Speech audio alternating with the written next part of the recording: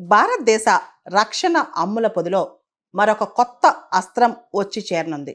అదే మార్టిలెట్ మిసైల్స్. రీసెంట్గా మనకు తెలుసు, British prime minister Keir Starmer భారతదేశానికి వచ్చారు.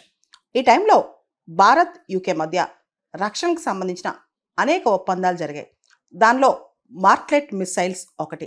యూకే వాళ్ళు భారతదేశానికి మార్టిలెట్ మిసైల్స్ని ఇవ్వనున్నారు. మార్టిలెట్ అనే పేరే చాలా విశిష్టమైంది.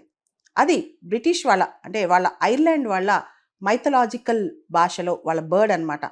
విశ్రాంతి తీసుకొని అవిశ్రాంతమైన అలుపెరగని అని అర్థం.